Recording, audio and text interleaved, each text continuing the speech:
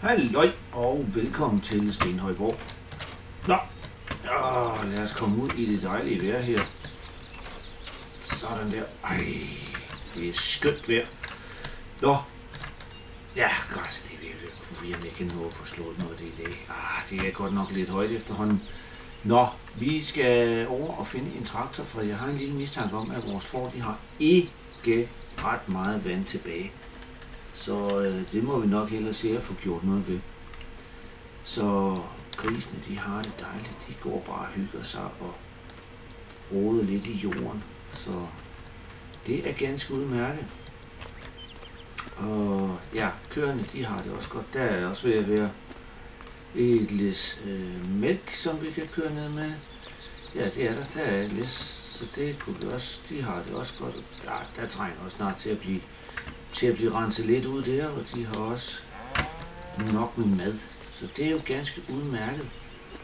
Og ja, det er jo ikke høsten, den er jo sådan lige ved at stå for døren, så der er jo ikke så pokkers meget at lave lige nu, men lige pludselig så bliver det vildt. Så går høsten i gang, og så skal der altså ske en masse ting og sager. Nå, lad os lige få slået liv i den her dejlige klæs her. Sådan der. Så vi kan få trillet den her udenfor. Uden at... Hvordan i verden kan... Jeg vil ikke få parkeret så tæt over på en, så jeg ikke kan... Er det åbent? Det har jeg så åbenbart. Så ja, vi starter med at køre over til forerne, så vi kan få givet dem noget vand. Og så er der højst sandsynligt noget ude, vi kan køre ned selv. Det ved jeg ikke rigtig, om det bliver i dag eller hvad. Der kommer ikke nogen, så vi kan godt fortsætte. Så er det sådan lidt stillhed første rum, så lad os lige komme ud og få åbnet lågen her. Sådan der. Og ind i traktoren igen. Så.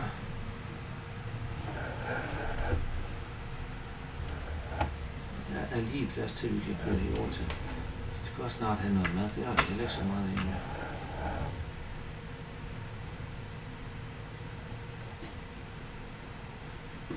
Sådan der. Så hopper vi ud den der. Og den der på. P2 og en slange. Sådan der. Så skulle vi gerne kunne give dem noget vand. Så får de ellers noget vand at drikke her. Super! Det var det. Så kan vi godt hoppe ud og spænde fra igen. Det er med den der og slangen og ned med trækket. Sådan der. Nå, skal vi lige se hvor meget. 1, 2, 3, 4, 5, 6, 7, 8, 9, 10, 11, 12, 13. Hold op. Vi giver godt nok noget halm. Noget halm. Hold nu op. Noget vrøvl. Sikke der noget vrøvl. Sikke der noget vrøvl. Det er jo uld for pokker. Det er jo uld. Nå. Lad os komme ud herfra igen. Uden at køre nogle får gider ned.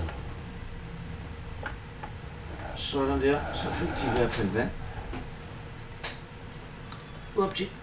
Så skal vi lige have lukket lågen efter os igen. Sådan der. Og jeg skal sådan set ned med et par læs ensilage. Jeg skal ned med et ned til dyrhandlen, og jeg skal ned med et til biogassen. Men der tænker jeg, at vi tager den store traktor. Jeg fik jo kørt de sidste solsikker, de sidste raps og de sidste sojabønner væk i går. Sådan der. Og slukket den. ud af den. Så hopper vi simpelthen ind i den anden her. Så ud i den. Og så jeg skal bruge den rigtige pedal. Det kan være, det hjælper lidt. Skal vi ikke bare bakke hele vejen derom til? Det er lige før, det er meget nemmere. Det er lige før, det er meget nemmere. Skal man ikke vende så mange gange, så hvis vi er heldige, så kan vi bakke lige til trækket.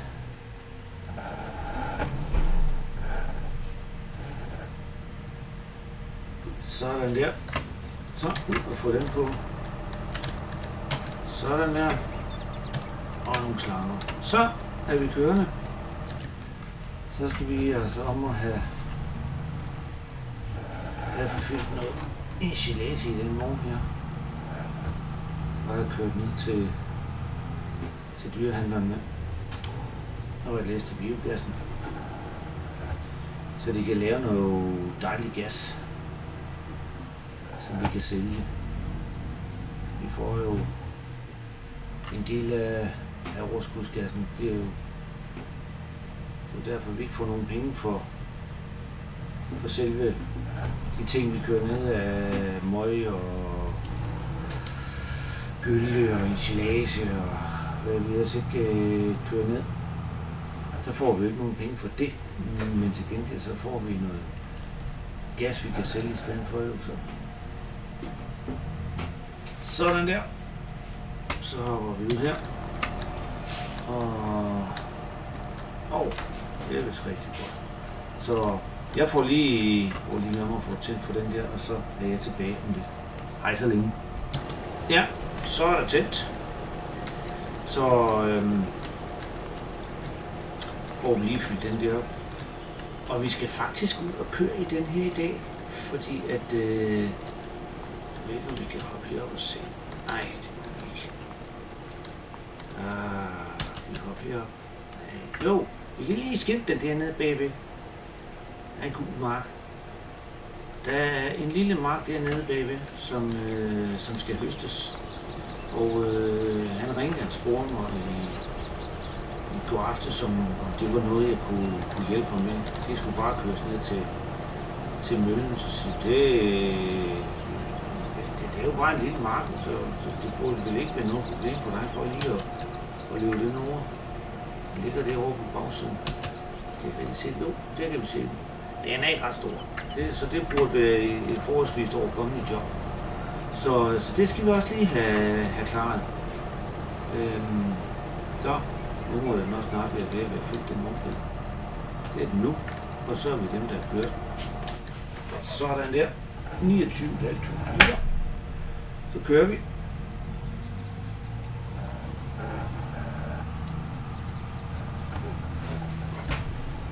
Sådan der. Så kører vi simpelthen ned med det.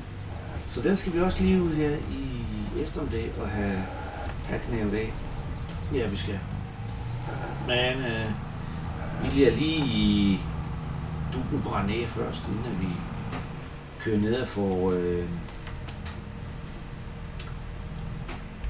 høstet den. Sådan det. Så har vi kørt. Og ja, så har jeg faktisk en rimelig, for ikke at sige, en meget kedelig meddelelse.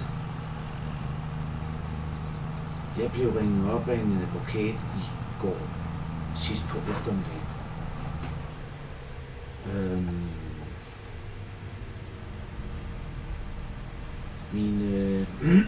Min gamle farbror,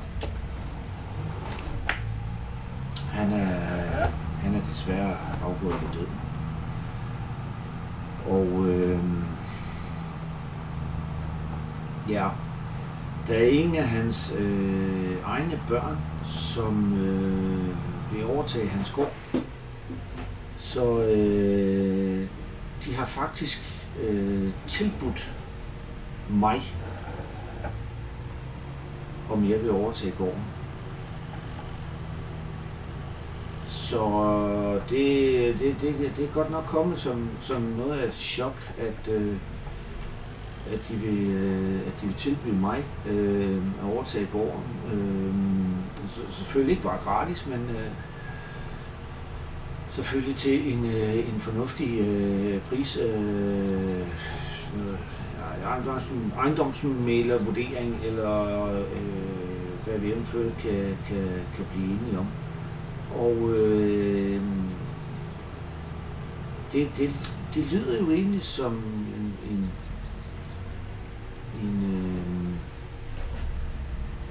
nej, det er bare det. Jeg kommer for tidligt. De åbner først kl. 9. Hold nu op, mand. De åbner først kl. 9. Nå, vi venter lige et øjeblik, og så åbner de lige om lidt. Så det lyder jo som en spændende udfordring, hvis man kan sige det på den måde. Og jeg har sagt, jamen det må jeg altså lige, det skal jeg altså lige tænke lidt over, og fordi jeg har jo en ganske sund gård her, som jeg driver, og det kører jo ganske upåklageligt, og der er ikke, jeg har ikke noget gæld i min gård, så det er jo heller ikke fordi, du skal hen og stifte gæld eller noget, men du skal have tilbuddet først. Det er også meget, meget, meget pænt af jer. Men først og fremmest, så skal jeg da i hvert fald se på gården, se hvad det egentlig er. Og det kunne de da selvfølgelig ganske udmærket forstå, så det var der slet ikke nogen problemer i. Så ja, det skal jeg lige tænke lidt over, for det er da en stor beslutning, at bare skal, så bliver det så en åbne, der skal tages der. Fordi at jo, så skal jeg jo finde en køber til det her. Selvfølgelig så tror jeg da nok sagtens, at jeg kunne finde en køber til det her. Det var det slet ikke umiddelbart. Tror jeg ikke, at det kunne være et problem, fordi det er jo en sund og god forretning, og har fået bygget noget fornuftigt op her, og vingården og det hele, så det skal, det skal jeg godt nok tænke, det skal jeg tænke lidt over. Det skal jeg. Så jeg har fået noget at tænke rigtig grundigt over. Så hvis jeg er lidt fraværende, så er det nok fordi, at min hjerne den lige kører på højtryk et andet sted, end det egentlig burde være lige i øjeblikket i hvert fald. Så nu får vi lige se, hvad det bliver til. Om det bliver til noget, eller hvad det gør. Der skal tages nogle seriøse beslutninger, og der skal gøres sådan nogle seriøse tanker om både det ene og det andet og det tredje, for der er lidt jord til, så vidt jeg husker, men jeg tror også, at han har vist forpagtet det meste af jorden ud her de senere år, hvor han kun lige har gået og hygget sig lidt med et par småmarker og sådan lidt, hvad han lige har kunne overskue og overkomme, han har sagt, for sig selv. Så ja, det skal jeg lige tænke lidt over. Det skal jeg. Så nu er der godt nok kommet mange penge. Hold da fest. Jeg tror faktisk, at Tapfabrikken dernede har solgt det sidste af min rødvin, fordi at jeg synes, der ellers der stod 700 og et eller andet på kontoen. Nu står der 936.000, sådan lige under 1 million. Det er jo det er mange penge. Det er rigtig mange penge. Det må jeg sige. Det er rigtig mange penge. Nå, Vi skal lige have lavet læs til, og så skal vi ned på biogassen med det. Så vi holder lige der og hopper ud og kigger. Vi holder rigtigt, og så går jeg lige herom og tænder igen. Hej så længe. Ja, så er jeg tilbage, og der er fuld gang i den. Så det skal jeg bruge, det skal jeg have sat af, og så skal vi også ned og have høstet den mark på et tidspunkt. Så nu vil vi se, om vores skærebord her, det skal lige se på. Det ser ikke. Det ser ikke så tørt ud. Det kan vi godt lige. Jeg trænger godt noget, men jeg har jo ikke regnet med, at jeg skulle ud før i næste måned. Faktisk, så må ikke den lige kan klippe den mark dernede. Det tror jeg godt, den kan. Min dejlige nye græs opsamler vognt. Ja, jeg har jo faktisk en del maskine.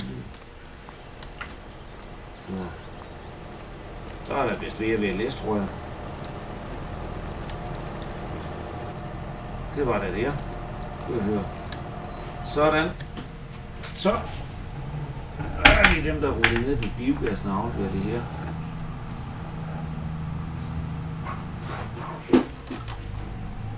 Og så har de faktisk også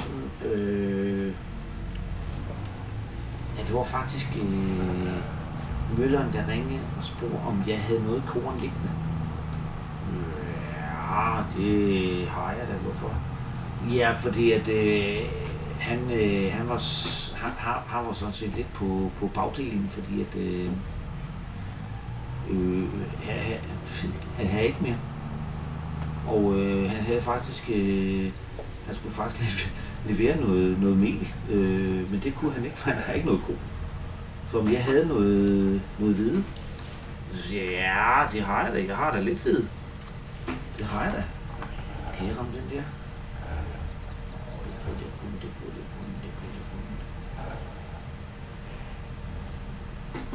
Eller hvad? Jo, det er der.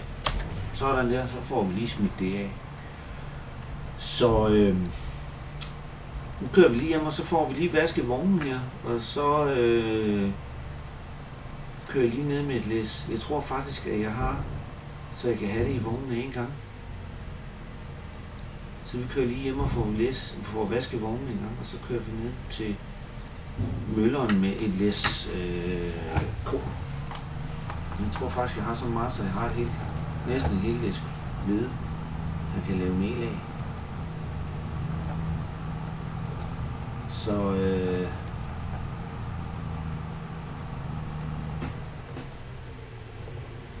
det skal vi også lige have gjort. Så det er sådan lidt småting, der lige foregår i dag, samtidig med at bruge det kører på højtryk.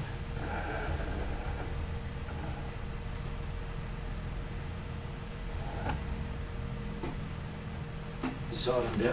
Og lige her. Sådan der. Så kan vi lige få skyllet den en gang.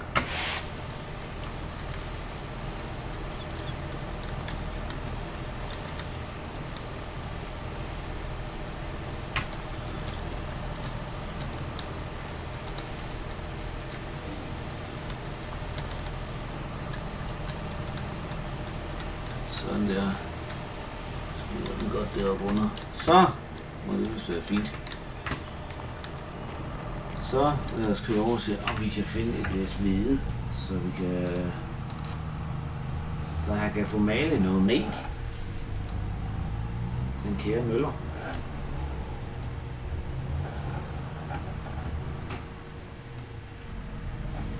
Men hvis så har jeg jo også en gevaldig stor opgave her foran mig, fordi at jeg skal jo have solgt alt. Jeg skal have solgt dyrene, jeg skal have solgt hvad der er tilbage, og halm og hø og maskiner og Hold nu op. Ej, jeg vil slet ikke tænke på det lige nu. Er vi... jeg tror lige, det går. Så jeg går lige om og tænder, og så er jeg tilbage om et øjeblik. Hej så længe. Så er vi ved at få læsset. Der var 29.200 et eller andet, så det ja, der er lige nøjagtigt næsten et helt læs. Så det er jo ganske udmærket. Så det kører vi lige ned til, og så får vi lige smidt det af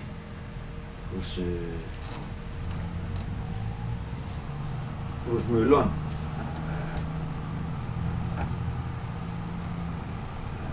Så det er også overstået. Ja, det er. Så ja.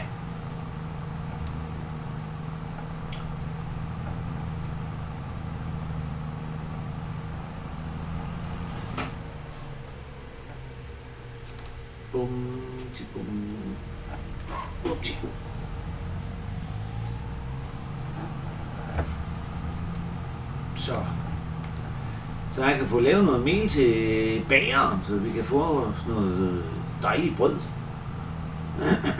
Det vil jo være katastrofalt. Nej, jeg tror ikke lige, at vores lokale bager, han tager så meget mel med. Jeg tror nok nærmere det til en lidt større brødfabrik. Men det var jo heller ikke ret længe før, så går høsten i gang, og så det er lige det der med, at det har lige nøjagtigt slået til. Jeg ved ikke, om det er fordi, han måske har... Ja, det ved jeg ikke. Var han lidt forkert, eller hvad han har, så... Altså, du kører bare over, for så får du penge for det med det samme. Jamen, det gør jeg da så. Hvad er der så?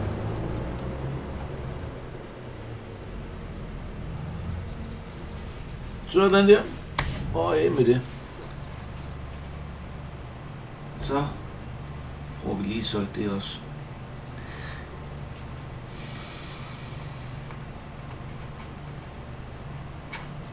Så hold op, det tæller på kontoen. 25.000. Sådan.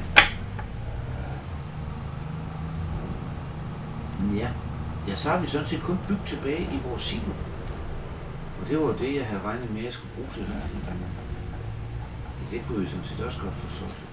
Ja, jeg ved det ikke. Nej, det lader vi lige ligge lidt. Ja, vi gør. Så, ja.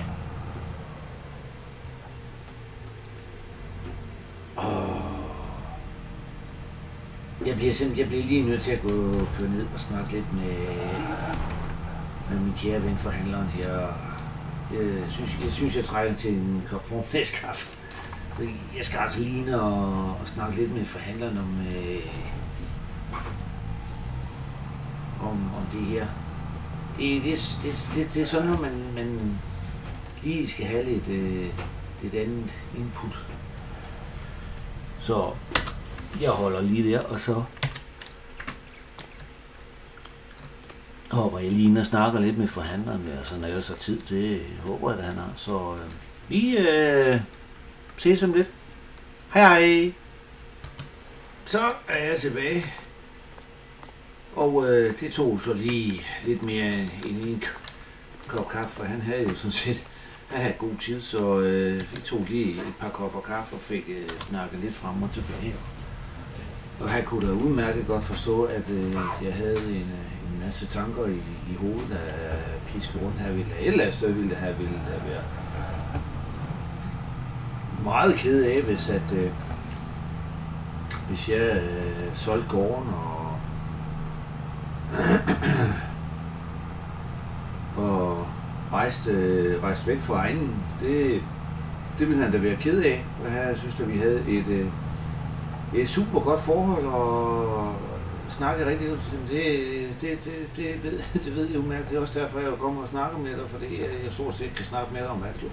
Så derfor så er vi jo blevet rigtig gode venner jo, så det men han synes at jeg skulle i hvert fald, om ikke andet, så tage ned og se på gården, og så se, hvad det egentlig er. For hvis det var noget, der var simpelthen var lige ved at falde sammen, og de ville have en kæmpe pose penge for noget, der var ved at falde sammen om ørerne, så ville han jo nok lige trække følehornene til som en... Men hvis jeg synes, at det var en udfordring, der var ved at tage op, så det var selvfølgelig op til mig selv, om jeg ville tage udfordringen, eller jeg bare ville fortsætte i mit gamle. Ja, kører vi sådan set lige op ad vores egen markvej her. Sådan der. Slår op i den traktoren der, så lader den stå. Sådan der. Det er simpelthen den mark herinde, vi skal ind og høstet. Det er.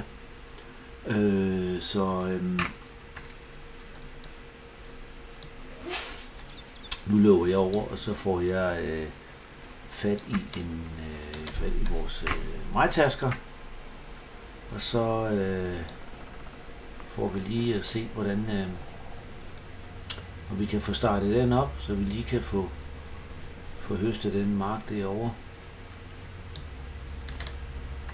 Jeg kører i bare. Jeg har masser af tid, han har sagt. Så det gør vi lige. Så jeg skal lige have spændt det der majskærbord af, og så skal jeg have... jeg bliver nok nødt til at... Ja, det gør jeg. Så det gør vi lige.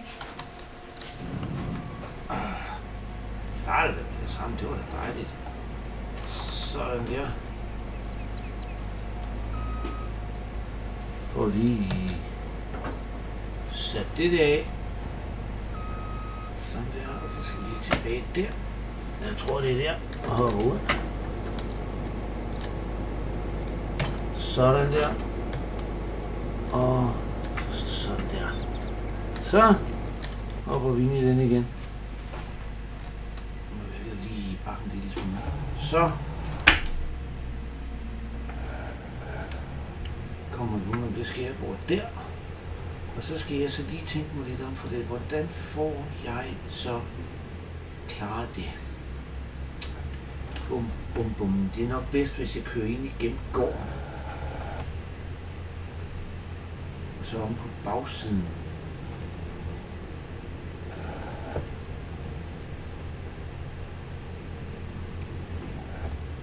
Kan jo selvfølgelig... Ja, jo, jeg kører ind igennem gamle isolationsbunker her. Den har jeg aldrig haft brugt. Nej, det er jo fordi, jeg har den der smarte.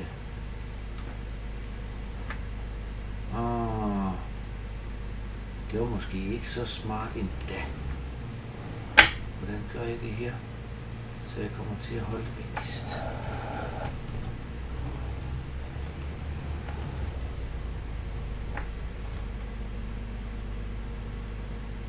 Men det er sådan der. Ja, det tror jeg hopper lige ud og kigger her. Ja. Jeg tror jeg godt, jeg kan komme til at hægte den på. Så den lader vi stå der. Det står lidt med det ene hjul op, lidt op i vejret. Sådan der.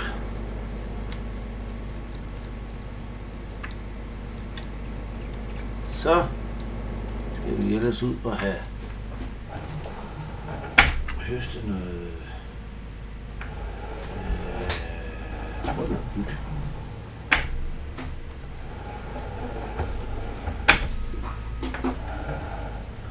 Der er faktisk ikke så meget plads endda.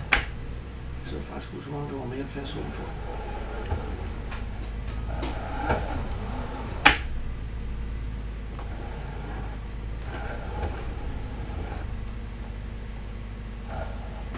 Sådan der.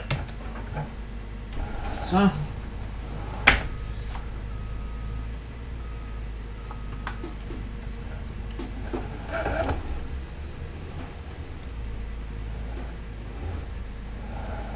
Skal vi lige have pakket af. Den der ud. Sådan der. Så bliver den vist.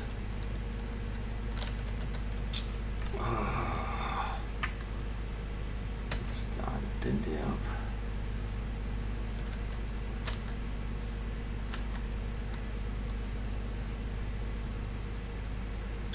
Hvorfor ved jeg det for? Det er jo... Fordi der var mig. Okay, nu kommer vi ind. Sådan der. Sådan der. Så. Og prøver vi igen. Så er vi i gang.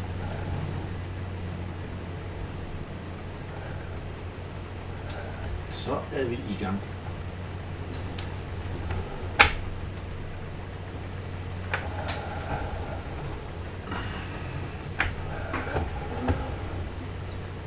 Så.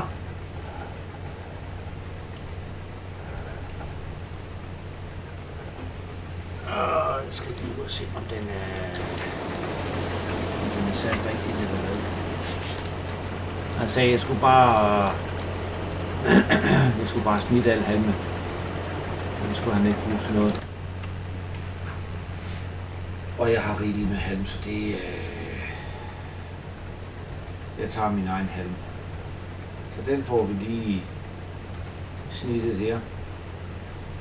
Jeg tænker lige her. Hvad pokker var det, han sagde? Var det 1,2 hektar eller sådan. Så det er jo ikke ret. Det er jo ikke for det er sådan pokkers meget. Så det tænker jeg, at vi hurtigt får gjort kål på. Ja. Det tænker jeg. Så jeg tror, jeg sætter et lille stykke musik på, og så er jeg simpelthen tilbage, når jeg er ved at være færdig. Så hej så længe. I got all this potential that's deep inside of me, but they hate when you're successful cause they try to be. They sit there being judgmental because you're trying things, and they just want you to settle and do the right thing. So get a good job, don't slack off. Wake up every morning, make a good impression on your boss. Don't do anything that I wouldn't do, and when you're making money, make sure you don't spend it too soon. Fuck that, I'll do what I wanna do. I got a different path from everyone and that includes you. Who are you to tell me how to live life? In these times it feels like nobody's right, yeah. So I'ma figure out what else we succeed, and then invest all of my time into that and proceed. I need whatever the hell could make me happy, and I don't think you have a clue what could that be. They tell me that I'm never gonna make it. They want me to do something that can make sense. They hate when I keep dreaming I'll be famous, but I don't give a fuck, I'ma keep chasing. They tell me that I'm never gonna make it. They want me to do something that can make sense. They hate when I keep dreaming I'll be famous, but I don't give a fuck, I'ma keep chasing. I think this life could be special if I get rid of the devils. They think that I am a rebel, I think they want me to settle. There's nobody on my level. They think that work is too stressful, I think that work is essential. The grind is all in your mental, and I don't think you understand what I'll go through just to be in control of my life soon. All the negativity, man, I'm immune. I don't really need a mask with all I've been through. I've been making changes for the ages. 5-10 year plans are contagious. I attack that shit, I'm tenacious. And if you ain't, get the fuck out of my way then. Got one life, I won't regret it. I will fight until I get it. I'll look back one day from heaven and say, damn, I learned some lessons. And say, damn, I had no questions. I had fun in every second, and the journey was a blessing, yeah. They tell me that I'm never gonna make it. They want me to do something that can make sense. They hate when I keep dreaming I'll be famous, but I don't give a fuck, I'ma keep chasing. They tell me that I'm never gonna make it. They want me to do something that can make sense. They hate when I keep dreaming I'll be famous, but I don't give a fuck, I'ma keep chasing.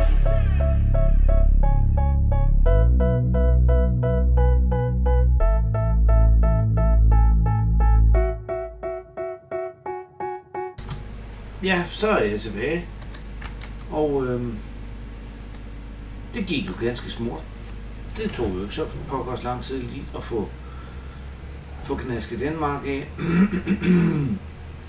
Så jeg tror simpelthen lige, at vi kører over, og så stiller vi... ja. Jeg bruger sige, at den så bred, så vi kan holde den i den skærebord. Jo, det er det. Det var dejligt. Så holder vi simpelthen lige her. Sænker skærebord. Sådan der. Og stopper den der. Så hopper vi ud den. Det var jo et lille, hurtigt job, må man sige ja til. Så nu skal jeg lige ned og have solgt det, eller slået ryggen har afleveret det. Sådan der, og jeg starter op for den der. Så. Men jeg tror simpelthen lige, at... nej, jeg vil ikke køre den vej. Vi tager lige i markvejen her. Og vores egen mark, det var heller ikke lige før. Den er klar til at blive snuppet.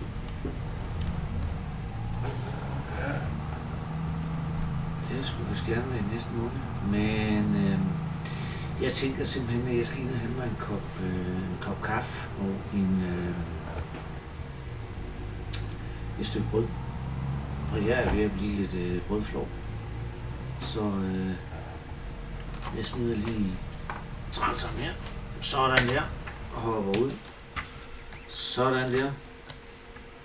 Og så jeg ind og have en kop kaffe og et stykke brød. Og så kører jeg ned med det der, når jeg har spist noget middagsmad. Det må være på tide nu, hvor klokken er 1:30. Så jeg vil simpelthen sige tak fordi I så med på The Stone Collector på Stenhøjgård. Håber I har nyt afsnittet, og ses i næste episode. Men indtil da, så må I have det så dejligt. Hej hej!